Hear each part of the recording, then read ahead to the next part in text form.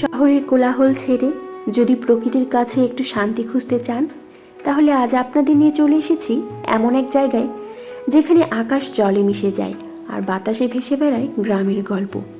স্বাগতম গাজীপুরের কেশরিতা বিলে। কেশরিতা বিল শুধু জলাভূমি নয়, এটা অসংখ্য পাখির আশ্রয়স্থল, সাদা বক, পানকৌড়ি আর দূরে গ্রামের মানুষদের নিত্যদিনের জীবন, সব মিলিয়ে এক শান্ত সরল গল্প। যারা নিরিবিলি ভ্রমণ ভালোবাসেন, যারা প্রকৃতির সাথে কিছু সময় কাটাতে চান, গাজীপুরের কেশরিতা বিল হতে পারে আপনার পরের গন্তব্য। আপনারা যদি গাজীপুরের কেশরিতা বিলে যেতে চান, তাহলে গাজীপুর চৌরাস্তা থেকে অটোতে 10 টাকা ভাড়া দিয়ে আপনাদের চলে যেতে হবে গাজীপুর রেলগেটে। সেখান থেকে জনপ্রতি 25 টাকা করে অটোতে আপনারা পৌঁছে যাবেন কেশরিতা বিলে। বর্ষাকাল এই বিল ভ্রমণের জন্য উপযুক্ত সময়, কিন্তু আপনারা আপনাদের পরিবার নিয়ে নিরিবিলি সময় কাটানোর জন্য যে কোনো ঋতুতে এখানে চলে আসতে পারেন। এখানে এসে আপনারা বিকালের নাস্তা উপভোগ করতে পারেন।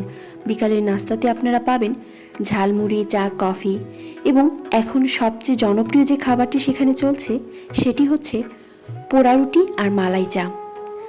আর শীতকালের যে খাবারটি এখন সবচেয়ে জনপ্রিয় সেটি হচ্ছে হাঁসের মাংস আর চালের রুটি। আমি আপনাদের রিকমেন্ড করব অবশ্যই মালাই চা এবং পোড়া রুটি খেতে ভুলবেন না, এটি আমার কাছে অপূর্ব লেগেছে। বিরাট এক গাছের নিচে বসে বিকালে নাস্তা করা আর সূর্যাস্ত দেখা আমার কাছে এক অতুলনীয় অনুভূতি। সবুজে ঘেরা বিলের মাঝখানে একটি রেস্টুরেন্ট তৈরি করা হয়েছে। রেস্টুরেন্টটিতে আপনারা দুপুরের লাঞ্চ, রাতের ডিনার করতে পারবেন। এছাড়া রেস্টুরেন্টের ছাদে বসে আপনারা প্রাকৃতিক সৌন্দর্য উপভোগ করতে পারবেন। রেস্টুরেন্টটির পাশে রয়েছে ছোটদের জন্য একটি পার্ক, যেখানে বাচ্চাদের বিভিন্ন খেলার আয়োজন রয়েছে। আপনার বাচ্চারা সেখানে যে মোটেও বোর ফিল করবে না। আমি কেশরিতা বিলে বেশ কয়েকবার গিয়েছি এবং প্রত্যেকবার আমি বিলটির সৌন্দর্য নতুনভাবে উপভোগ করেছি। আশা করি আপনাদের কাছেও এই বিলে ভ্রমণের অভিজ্ঞতা অপূর্ব লাগবে। বর্ষাকালে যখন বিলটি জলে পরিপূর্ণ থাকে, তখন আপনারা চাইলে নৌকায় করে পুরো বিলটি ঘুরে দেখতে পারবেন। সেক্ষেত্রে ঘন্টাপ্রতি 300 টাকা করে এই নৌকাগুলো ভাড়া নেয়। আধা ঘন্টার জন্য ভাড়া হবে 200 টাকা। বিলটির পিছনে রয়েছে একটি রাধাকৃষ্ণ মন্দির। আমার মন্দিরটি ঘুরে দেখার সৌভাগ্য হয়েছিল।